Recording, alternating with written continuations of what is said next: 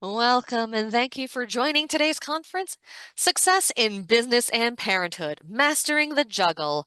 Please note that all audience audio connections will be muted. You can open your chat panel by using the associated icon located in the toolbar at the bottom of the webinar screen. If you do not see the toolbar, please move your cursor and the toolbar will appear. If you're on a mobile device, tap your screen to display the toolbar. If you need technical assistance, please send a chat and address the IntelliEvents host. With that, I'll turn conference over to Lupe Mujica, Chief People Officer. Please go ahead. Thank you so much. Hello, and it's my pleasure to be here today to welcome you to Success in Business Mastering the Juggle in honor of celebrating Women's History Month, one of our social pillars. I am pleased to highlight a very important topic today.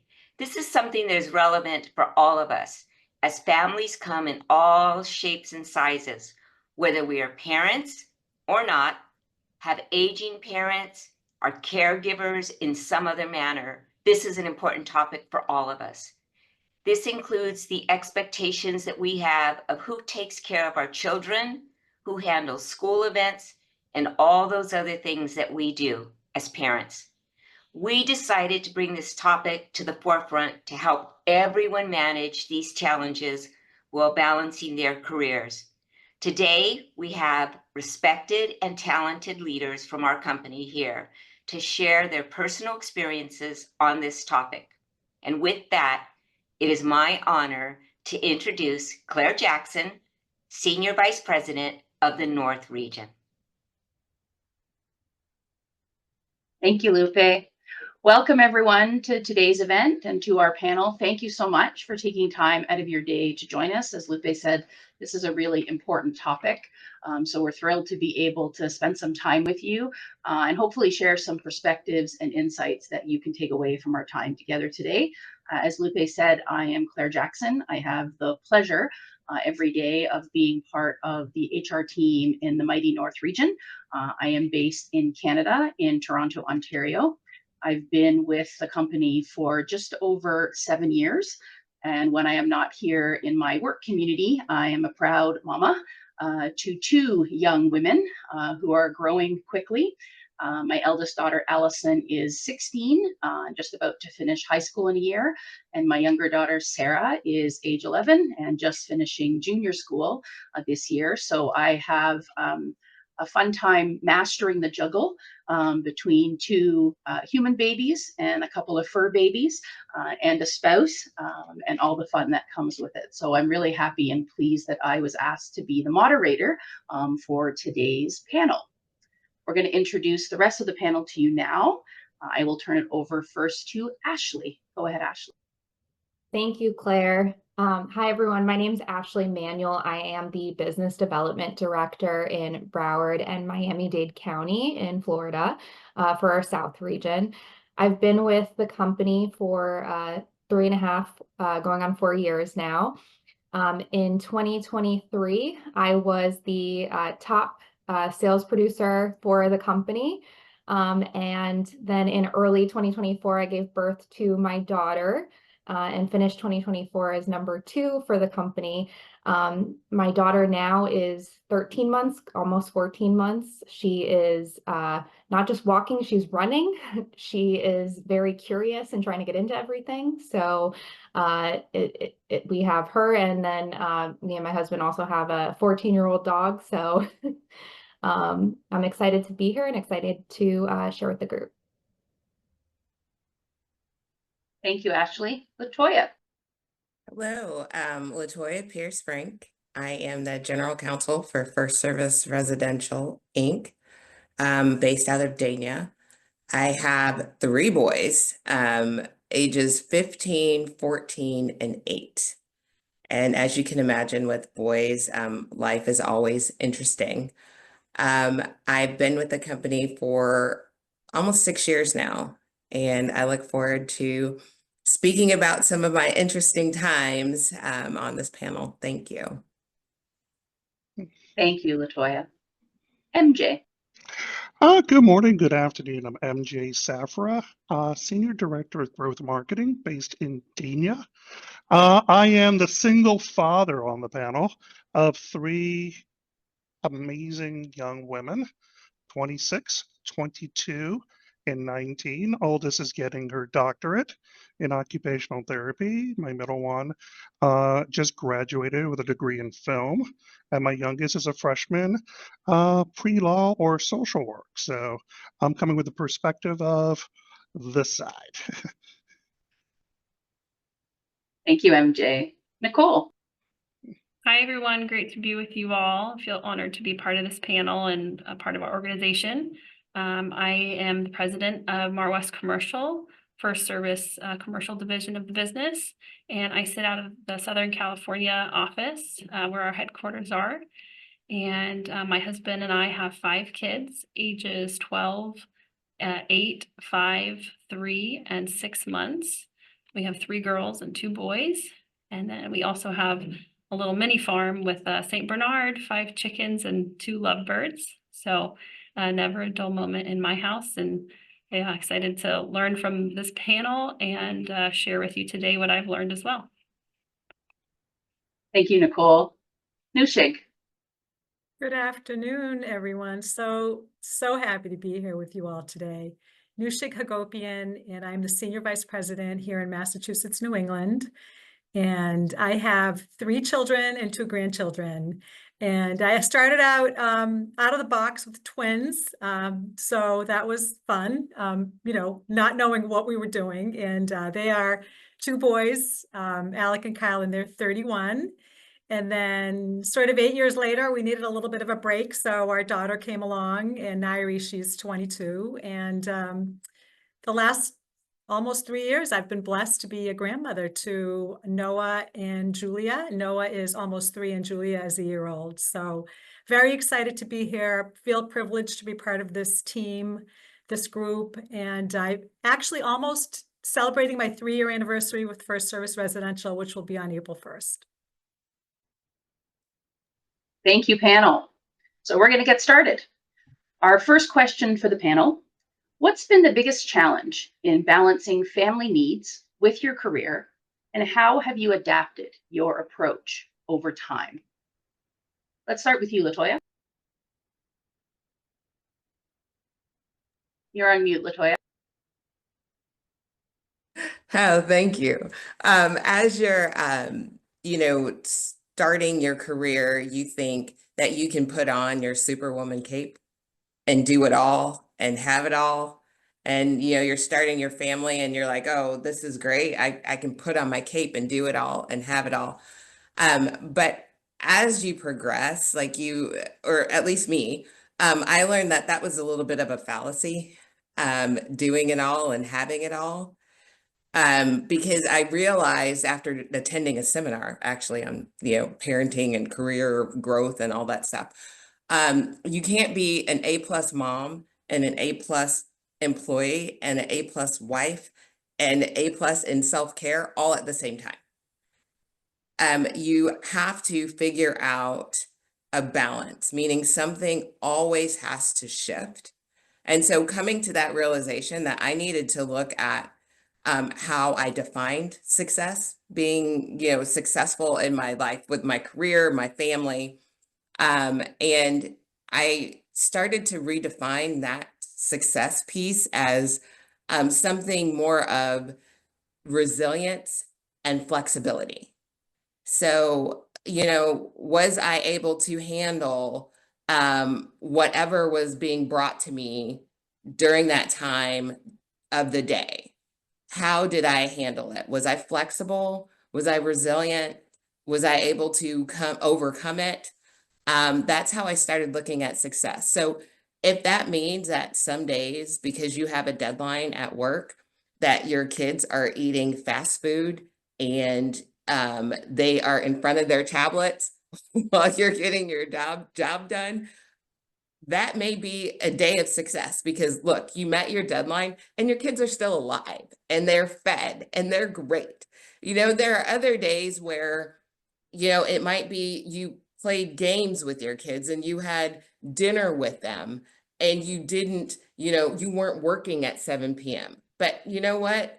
Your kids are happy. So I think that's success as well. So my biggest takeaway is redefining what success looks like. Yeah, Thank I you, love Latoya.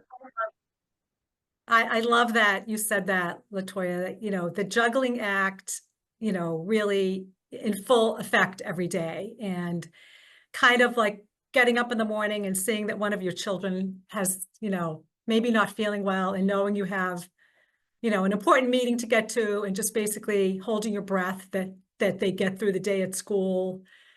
I think totally agree with you about sort of like redefining sort of what our own expectations of ourselves are. But also, I think for me, it was just getting rid of the guilt, the constant guilt about I'm not being a good mother, I'm not being a good wife, I'm not being a good, employee, I'm not being a good coworker, whatever, because for me, I always felt so conflicted.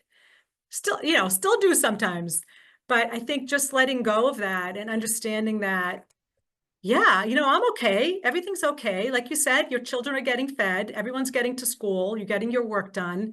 And I think sometimes we put so much pressure on ourselves to try to make everything as perfect as possible. And that's just like, what's perfect, and what good does it do for us to feel guilty about things we may be doing in our own mind, correctly or incorrectly. And I think that one of the things that really, really helped me was to really, ask for help and be open about, wow, I'm really struggling right now. My kids are sick, or, one of my children is, having something that I need to attend to. Being open and honest, communicating, and then surrounding ourselves with people, family, friends who can help us in those moments that we are really, we need to get, maybe we need to travel that day, and, so, whatever it is, or you're stuck in a meeting, you're stuck in traffic, or your child is sick and they need to get picked up, or whatever it is, surrounding ourselves with help and people that can really help us. And also not just with the physical things, but also help us sort of get through sort of all the mental, guilt issues that I think come along with parenthood. Thank you, Nushik. Our next question: what is one piece of advice that you would give to others about building strong relationships with their kids while managing a demanding job? Nicole, what can you share with us? Yeah, happy to share. I would say just kind of broadly, the answer to that, as far as one piece of advice, would be making the most of time outside of working hours. And I'll kind of break that down into three things. The first recommendation that I have is be intentional at bedtime. I think whether it's with my little ones or my 12-year-old or 8-year-old daughter, my older ones, my kids often share from the heart when I'm laying in bed with them, hearing what happened today, what happened at school, what happened with your friends. Just taking that time to sit with them and hear from them, I think is super important. It doesn't have to be super long. I know my husband's like, honey, why are you dragging out bedtime? And that's real too. But I think just taking that one-on-one time with them, asking them to share, can just really expose you to what's going on in their little hearts and minds, which is so important. The second thing I would recommend is just be intentional with one-on-one time. So, I mean, with 5 kids, I can't have dates with each one of them, right? But just even if once or twice a month, my husband or I take intentional time with one of them to go grab a frozen yogurt or go to the park with just them, that makes them feel so special. And again, just lets us have a little more insight into what's going on with them. And then the third, about just kind of making the most out of with your time outside of working hours, is turn off screens as much as you can. I know there's moments where I'm like, hey, I've got to do this, go watch a movie, and that's real, and we definitely do that. But as much as possible, hey, like if I can sit and read a book with my kid, let them be on my lap, let them look in my eyes. I think those things are huge, and we take them for granted. They're simple and easy, and it's easy to miss those opportunities. Nicole, I really agree with that. I was going to also mention just really being intentional. So, I think for most of us, our jobs require a lot of focus and energy. So it's like when you're with your your child, you want to make sure that they know that they have your full attention, right? So, you know, putting your phone away, with my daughter, you know, sometimes it's bath time and like her bedtime routine, and she knows she has my full attention. We're reading a book before bed. So, just making sure that, you know, there's no distractions and they really have all of your time during that time. And, you know, sometimes it is, prioritizing quality over quantity, and just making sure that the time that you are spending is very meaningful. Totally agree. Yeah. And they see, I've had my kids over the years say, Mom, put your phone down, right? Like they catch us, right? And it's like, oh gosh, like what a reminder or a good wake up call sometimes that I need. Yeah, my daughter just comes and takes my phone. Yeah, we talk a lot, obviously, in our company, and I'm sure it translates to home. It certainly does for me, about be here now. Mhm. And I allow the girls and my husband, us as a family, to hold each other accountable, because there are times when we're all doing it, not just me, but all of us. When I want, you know, the girls to pay attention or be part of the conversation, so you know, whether it's no phones at dinner or, you know, whatever that looks like, I think that intentionality is so important. Thank you very much. So let's shift a bit. Teenagers. With teenagers constantly on the go, sports, school, social events, lots going on, how do you prioritize activities? Latoya. Um, Literally with a calendar. um, and with highlighting, because my kids are in multiple things. So I make sure that I highlight which activities that need to be number one for that day. So my oldest plays basketball and football, and my middle child plays volleyball and runs track, and then the youngest one has soccer. And I try to rotate. So I can't be at every event every time. But I do try to rotate. So, like Ashley, what you were saying with being intentional, that's how I'm intentionally focusing on one of my children. Like I go to their practice or I go to their game. And if I can't go to their game, then I ask another family member, community, right?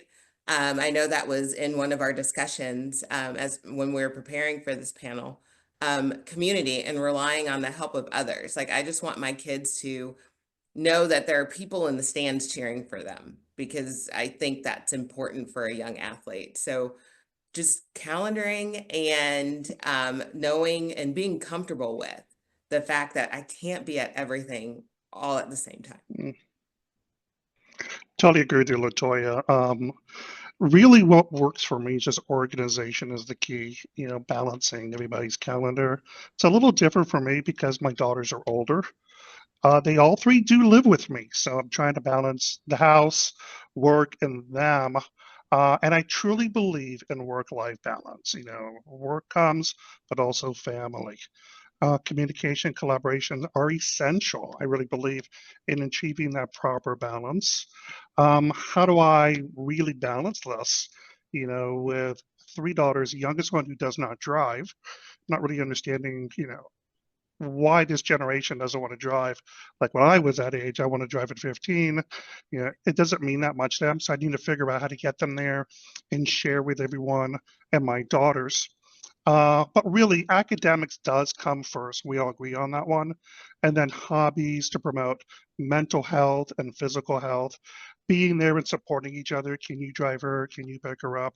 Can you attend the white coat event that my daughter is getting? Can you go to this? Can you help me out driving or getting together with your daughter who has, you know, a specific job that she's working at, you know, and she needs a ride to be picked up. Um, Personal, I'm very lucky to work for a company that understands and respects work-life balance. Coming from other industries, there were times where I was at Disney with my daughters, and I'm literally checking and responding to emails and texts on It's a Small World. So I'll do that, but also your family sees that, and they learn from how you're doing that. And I want them to see that there's a good balance between getting the job done, being organized, but also putting this down and doing what you need for the family. So yeah, it's communication organization. Thank you. Have there been moments when work and kids' activities have clashed. A few of you talked about that already. And how did you handle it? What do you do when that happens? Ashley. Absolutely. So in my role, there's definitely client meetings or presentations that are going to extend after typical work hours. So usually what I'll do is me and my husband will have a conversation a week prior and let each other know what our schedules are going to be, just so that way, you know, we're communicating and we know, you know, if I have to work late one day, he's going to be there. But of course, you know, there's days where both of us are committed to work and we both have to be somewhere. So, you know, we've mentioned it a couple times. That's where I think having that support network is so important. I've been lucky enough to have my mom and my mother-in-law available. So they've been able to, you know, come over and help out. And for some people, it's not always, you know, family close by, but, you know, it's other childcare options. So I would say flexibility, communication, like all things that you have to really think about. You really just have to find the right balance and just make it work. And I think, Nicole, you said that a lot. You just make it work. Yeah, life slogan for sure. Just do the best we can do, right? And try to throw away the guilt.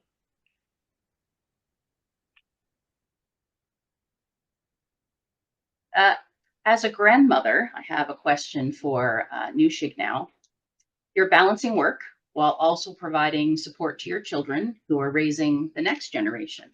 What has been the most rewarding part of that experience for you? Yeah, it's really it's an interesting transition chapter. And we were talking a little bit before, and Lupe was sharing that she just has a granddaughter, fairly newly born. And when you see your child have a child, it's like a wow, this is crazy. And it brings back a lot of emotion and a lot of, oh my gosh, this is my baby with a baby. And then you see the babies and it's, wow, it's crazy. It's almost, you know now why your parents were so crazy about your kids growing up and how, you know, crazy they were if they didn't see them, or, you know, when my kids were younger, we didn't necessarily have, you know, iPhones or, you know, FaceTime or anything, but, you know, my parents would call every day. Why didn't you come over today? I miss the kids, or, you know, if they didn't see them. So, you know, for me now, I just want to be able to give back to my children as much as I can, the way that my family supported and gave back to me. And I remember so many times, you know, when in some difficult days when the kids were younger, or if my husband was traveling, or there was a lot of stress going on, you know, reaching out to people again. We talked about this a little before, you know, getting that somebody to come help you. And luckily, you know, like Ashley, I had my parents who were very close by when my children were young. My in-laws, they didn't live near us, but they would come and stay with us for extended periods of time, so that when we did have crazy work schedules, we weren't feeling, you know, totally stressed and guilty. So for right now, for my son and daughter-in-law, what I want to be able to be for them is, you know, someone who's going to be there for them when they need me. And there's been times when Alec has called me, and I know when he calls me during the day, he needs something. And it's usually, Mom, can you help? You know, maybe one of the kids is sick, somebody's going to go to the doctor, or, you know, whatever. And unless I'm physically not, you know, in close enough to drive there, and I don't have a client meeting, I will absolutely, you know, reprioritize my schedule and help them, because that is the promise that I made. And I think that, you know, again, working for an organization that we do that with the culture of care that we have, you know, yeah, of course, you know, that's a priority. If your family needs you and you're there for them last minute. And again, for my kids, for Alec and my daughter-in-law, Shannon, they do their best to manage, you know, what's going on in their lives with 2 young children, and they need help. And, you know, the village, you know, we're part of the village. I'm active part of the village. And of course, I'm very excited when I get the call to be able to help out. So I think that that for me is that's being able to really give back and see, see how comforted they are knowing that there is help when they need it for our kids. Thank you. We had a question actually in the chat that is related, that maybe we could spend a few minutes giving some perspective on. The question comes to us from Stacy Stanley, and what she's asking is, how do you get support and understanding? We talk about work-life balance, or I like to call it work-life integration, because inevitably they sort of converge a lot of the time. How do you get support and understanding from either your coach or upper management? Any suggestions the panel has? I'll just say, I think building that trusting relationship with your supervisor and the team above, so that they know that you know what items to prioritize, that they can trust kind of your wisdom in choosing right between priorities, and that ultimately you're going to make sure that you're performing, you're meeting expectations. I think having that trust goes so long, because it goes so far, so that when your family does need you, they're so supportive and saying, yes, like you do a fantastic job. We trust you, and can really know that you're going to be doing what's right in both at, your personal life and within the organization. I know that's kind of vague, but I think it just takes time and trust, and really showing that you're performing, and that you know how to juggle. Sometimes I'm on a call with a client at 7 a.m. or as late as 7:30 at night, and my family is on hold, right? And my husband's in charge of the kids. And then other times I might have something during the day. I might have to go take a kid to the doctors, right? And so there just needs to be that healthy flexibility, because it goes both ways. And I think as long as your leader sees that it goes both ways, and that you are making sure and meeting expectations inside the organization, they'll trust you, and it really is a healthy balance. And Nicole, I'll piggyback off of that, in adding having an open line of communication. I think is also very important in establishing trust. So it might be early on where you talk to your supervisor and say, hey, my son has a doctor's appointment today. I've handled XYZ this morning, and when I come back, I will handle ABC. So it will all get done. And I think that communication builds that trust, because then your supervisor learns, oh, they do know how to prioritize. They are taking care of business. So I need to trust them to continue to do that. I love that. Absolutely. Yeah, I agree on the communication. I think it's just being transparent, Yeah. right? I've got this thing going on and I need some support, or, these are a couple of my priorities, and just being open about it. I think with your coach, and let them know what's going on, and you're going to get the support that you need. Yeah. So we've talked a bit about sort of that network, or that community, or it takes a village. What is experience that the panel has when you're raising kids or supporting your family, and how it works when you don't necessarily have that network or that community or that village local that can provide that support for you? What does it look like? Ashley, do you have thoughts on that? Yeah, so I mentioned before, I've been really lucky to have some family close by. My mom lives 30 minutes away. My mother-in-law, she actually lives in South Africa, but she does come for extended periods of time to help out. So in the beginning, that was extremely helpful, but we realized that we needed to have a little bit more consistency. So we actually have an au pair who is able to help us and provide that consistency that we need with our work schedules. So I would just say my advice would be, if you don't have that that family or support network, if you don't have a village, you kind of have to create your own village. So if that means, finding other childcare options, or, networking, maybe it's, other people at work, or friends that can provide advice, different things like that, to just build your own network to get you through. And I would also add, Ashley, like I was a single mom for a bit of time before I got remarried. And I used to talk to my kids and just kind of tell them, mommy would love to be there, but I cannot be there because of XYZ. But I'm here for you. I love you. And if I could be there, I would be there.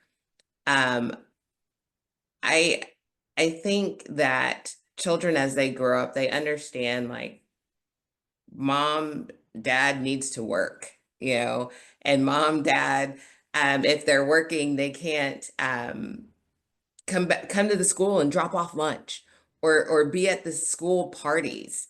I used to feel really guilty, back to the mom guilt that we talked about, that I could not be at the school parties because I'm working at a law firm and I'm, building up my career. But talking to them and telling them, okay, but yes, I missed your party, but when you get home, we'll have dinner and you can tell me all about it. um, I I found that also works. So if you don't have the support network, and if you can't afford to, bring in a bunch of childcare, like just letting your kids know that you're still there for them and you want to be there, but you have to prioritize something else this time, I think goes a long way. Just to chime in, one of the negatives about, well, here's what only positive out of COVID, to be honest with you, that we've learned. Working from home, my daughters got to see what my day was like and understanding the balance between trying to be with them, work, meetings, etc. You really don't get that on Bring Your Child to Work Day. They don't see it on that one. So with COVID, one of the positives, besides, aisle check-in outside, of Publix, is technology. I could actually miss something, see the recording, and share it with them in real time or later in the evening to see an event that happened in school. And not only in real life, she's on the stage or in the audience. I could sit there and have a conversation with them on the recording. So that really helps out. So some positive things have coming out of, that thing that we did, 5 years ago that we experienced using technology. This really does make a difference to include your family and together. Mhm. I agree with everything that you've all said. We lived in Maui for a couple of years when we just had our first daughter, and we moved there with no family, no friends, no support, and kind of going to what Ashley said. It takes time, but we can all build community, right? It's just something we have to actively pursue, because I think, we as humans were meant to live in community, not isolation. And especially as parents, I think we really need that support around us. And so pursuing community, finding those maybe other families, parents, single parents, right? Like we're all kind of in this together, right? We all have similar needs. And so finding those people that we trust with our kids, that we know our kids are safe with, that we can kind of ping pong off each other and help each other out with different, getting kids to events or sports, or just, when right now where we live now, if we're sick, I get our friends drop off meals at our door, or, hey, do you need cleaning supplies? I know all of you have norovirus or whatever's going on, right? Like our community here is so fantastic. And but we've also lived without that. And it's something that you have to really prioritize and realize we're all kind of looking for the same thing. We all need each other. And so looking for that and doing your part and being that for other people too, right? When other parents need help, jumping in to help them, we can all find it. It just takes time. I think that, this is a community, right? Our workplace where we spend so much of our time. And not only for the physical needs of transportation and presence, but just advice perspective. I've been grateful to often lean on a strong network and village and community here at First Service, whether those are individuals who have a similar type of family setup to me, or those that do not. It can look quite different, and just getting sometimes someone to listen to you sometimes or someone who gives you some perspective and insight for me has been very valuable. So I appreciate that. I think I want to Claire, highlight another question from the chat. Go ahead, please go ahead. sorry, I Nisha, just while I get wanted the to say, question ready. you highlighted something so important that, Mm. we can't forget, about ourselves, self-care through all of this and juggling and everything. we have to make sure that we are taking care of ourselves. It's like that, when you're on the airplane, put the mask on yourself first and then put it on everyone else. And, we can't think that that's selfish, because then here goes the guilt again. How can I possibly take time for myself when I've got, the kids got, this, that, the husband, the pets, the, whatever else. But that is really key too. And that part of that, Claire, to your point, is, being able to have someone that you can really rely on to have a good conversation with and to share with. I think that, that is so key, I think. And that was really helpful for me, when my kids were young. And Janet actually asked that question in the chat. She said, sometimes as caregivers, exactly to your point, we forget to put ourselves first. Any suggestions on how to give yourself some TLC when you need it? I don't know. I'm not a good one to ask, because I think I need to do that more. But, just thinking about, if you can just, even sometimes maybe it's just 10 minutes.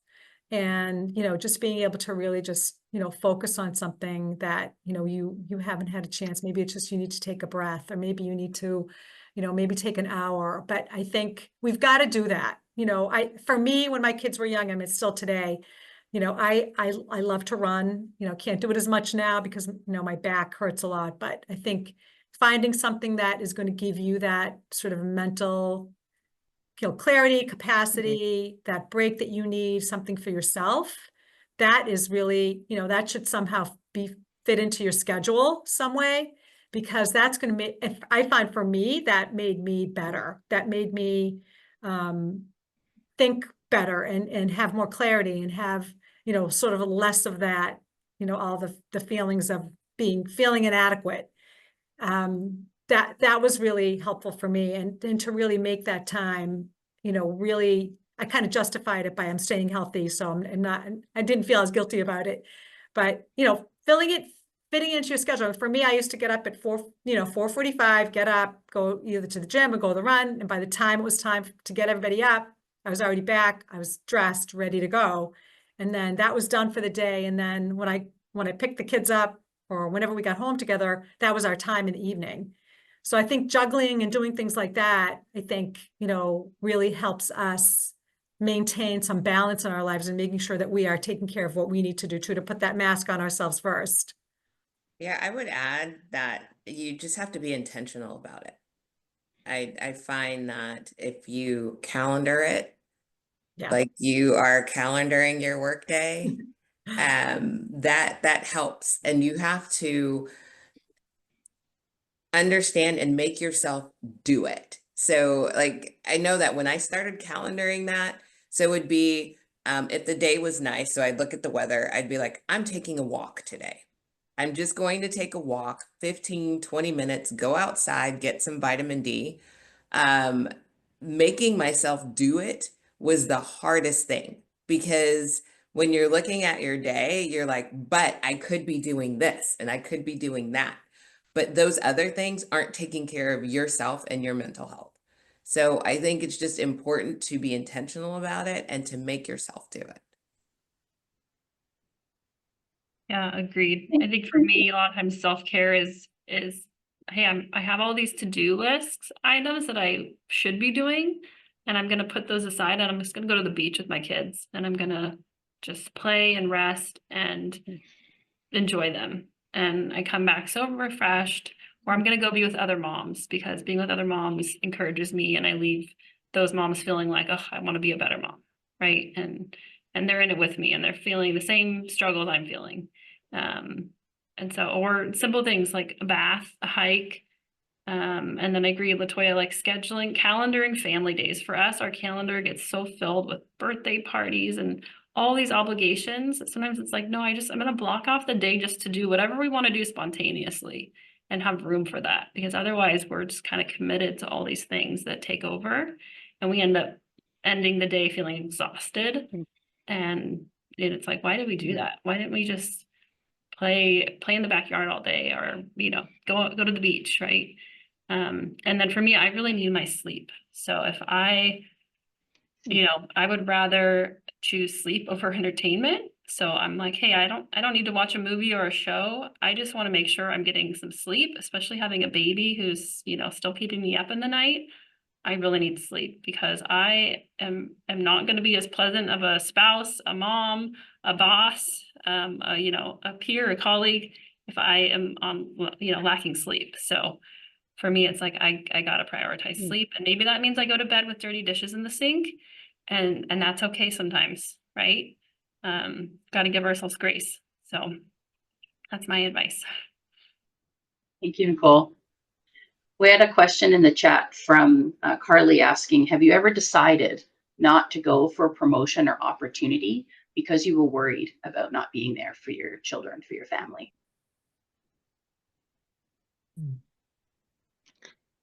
I actually have a story where I took a step back because I realized that I was missing so much.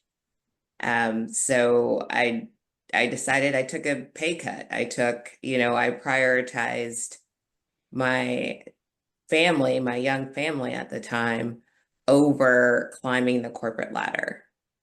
And I think it's just a decision that you have to individually think about. A light bulb turned on one day when I was working at the kitchen table and my son had a play computer and he said, "Mommy, I'm gonna come spend some time with you," and brought his play computer and sat it next to me.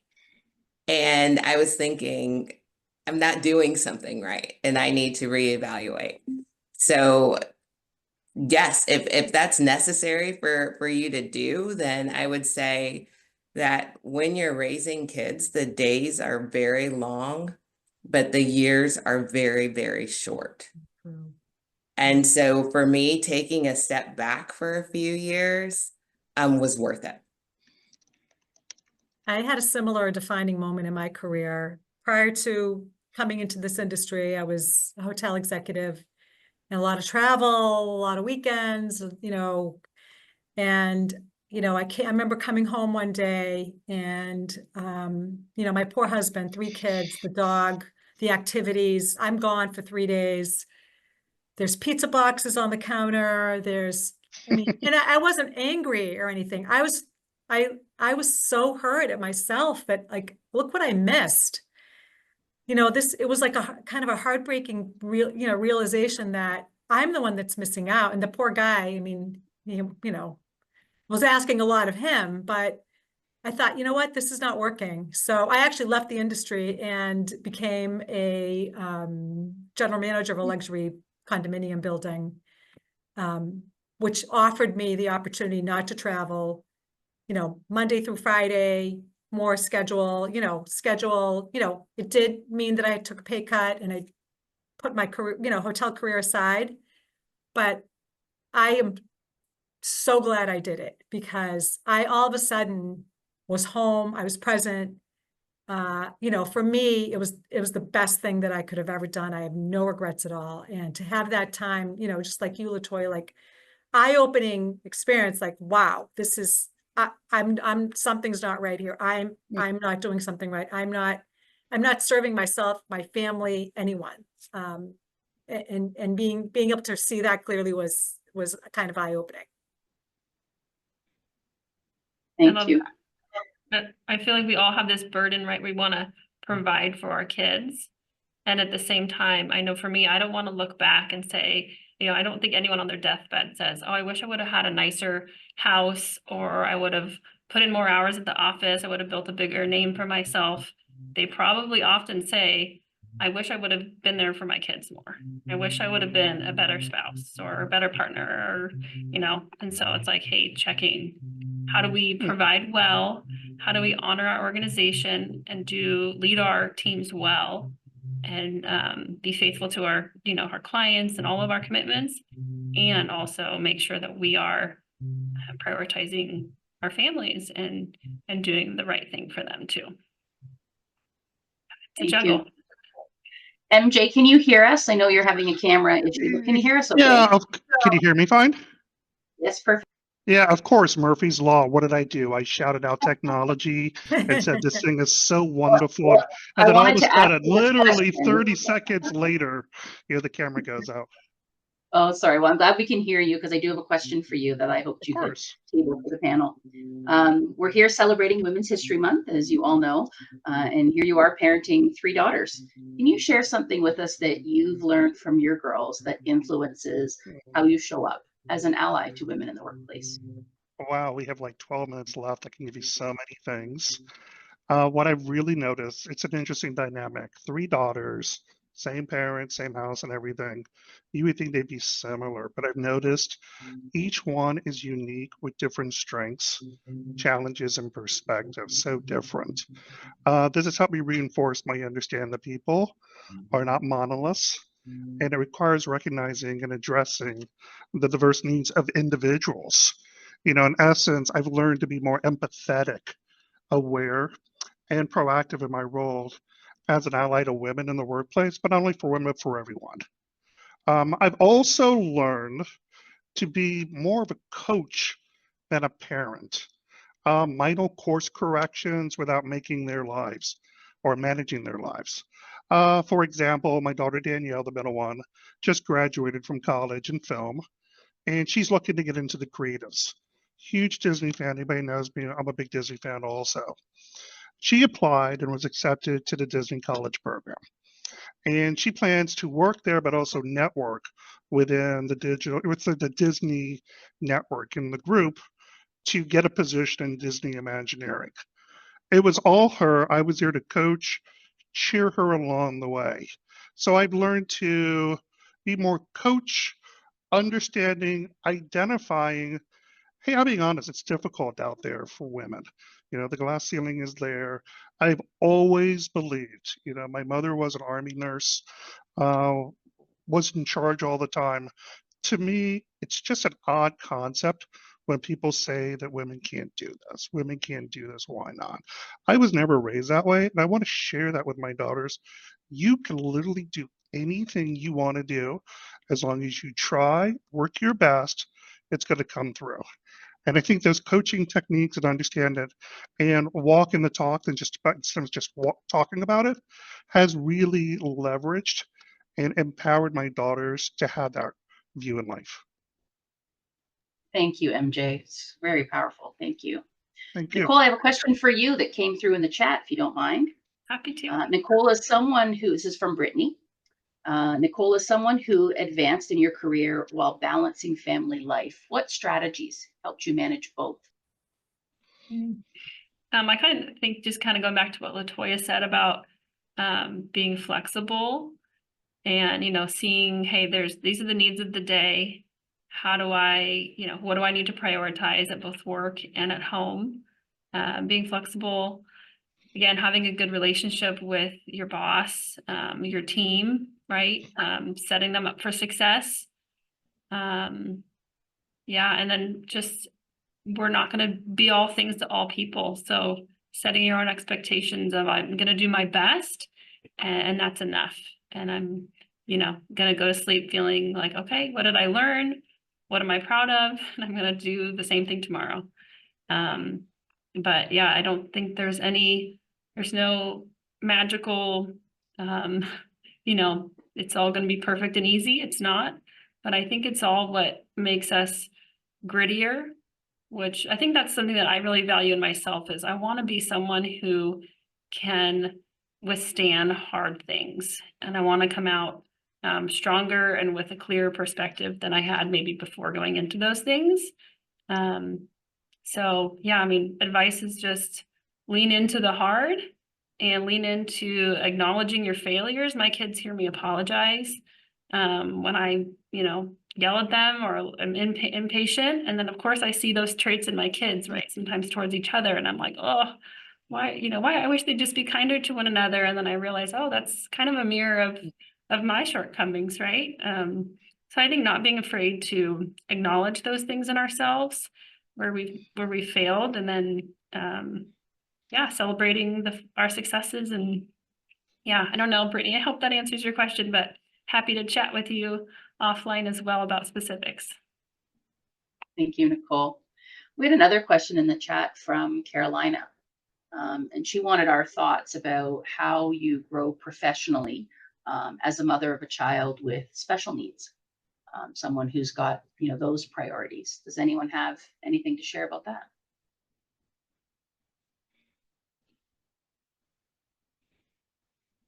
I would say it's the same. Like your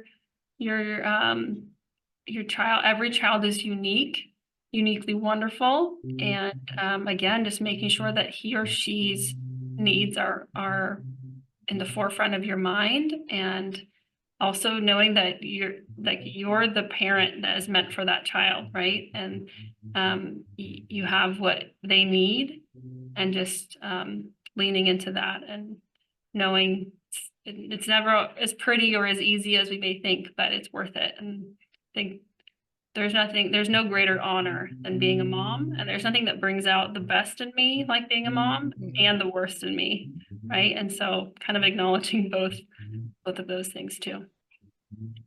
Yeah, definitely want to, you know, support you, and, you know, however, you know, you figure out a way to make it work, talk, you know, definitely seek help and advice from, you know, people who you trust, who can help you. And maybe, you know, accommodate a schedule that might not be, you know, sort of traditional or whatnot. I think, you know, we're so lucky we work for this organization that gives us the opportunity to, you know, have flexibility and whatnot, or, you know, have that opportunity to grow. But I think definitely if that's something that you're thinking about, you know, be open about it, and see, you know, what you can, you know, who you can speak with to give you some support in that. I have a fun question in the chat from Molly. She wants to know what's been your favorite stage of parenthood and why. I'm interested to hear this one as well, because I've only experienced the infant and beginning of toddler stages. So I'd love to hear from you. I'll jump onto that. I have a gentleman on my team, Ray Sarmiento. He has a beautiful little girl, and he's going through the terrible twos. And I said, wait till they're 4. I think 4 and 5 is the best. You don't have the teenage dramas or issues. They're not trying to impress or play games. They're just trying to learn and take in and process and be there. They're also warm and loving. I remember the last time my daughters even gave me a hug, you know. That's what the guys, you know, once they hit teens and they have their own life, good luck if you're even going to get a hello from them. I would say 4 or 5. That was probably the best. I really wish I could go back in time and just experience that again. I have to say though, they turn the corner and hug you again, MJ. You know, they really do. And I'm just going to chime in here. I think every stage is great. We were talking about this a little bit earlier. And I was one of those parents that I used to drop my kids off the first day of school, pull over and cry my eyes out because they were a year older. I mean, literally, I was, you know, my husband knew, you know, you're going to be a basket case, you know, on this first day of school, because it was like, oh, I can't handle it. They're getting older. But each stage is so sweet and so amazing. And yes, you know, you long for the days when they were little and you could cuddle with them, but now they're like adults, and it's, you know, different conversations and different type of engagement, and you know, you know, of course the love is there always, but I would say every stage has its sweetness, Molly. I love babies, and not only having a baby, but We also know, Nicole. We know. right? I know. It's obvious with the 5 kids. And not just seeing, like, not just me personally enjoying the baby, which I'm obsessed with, but seeing my older kids love the baby and the baby love them. You know, the 11-year gap from my oldest to the baby. My oldest is like, Mom, you can have him to nurse him, but other than that, he's mine. And she means it. She, you know, is constantly wanting to put him in the baby carrier, and my older kids are truly obsessed with the baby and seeing that, and he just thinks they're the most entertaining, you know, beings on the planet. And so having a baby and just the joy that brings, and exhaustion, and it's not easy, but I'm loving the baby phase. I know this is my last one, and so I'm just soaking it up. Latoya, do you have a favorite phase? I was trying to think. I've liked each phase for different reasons. And I have boys, and so, MJ, my teenage experience has been a little bit different. My boys, they're like, I now look at them as people, like, little men, with their thoughts and ideas. And they come to me and ask me questions, and they're so open. And it's just been great to figure out how they're thinking, how their mind works, what interests them, and how it's so different. MJ, I do agree with you, two boys, same parents, same household, but so different in so many ways. And so I treasure this stage now. And they are at the point where they aren't going to give me hugs in front of their friends, right? They're 15 and 14.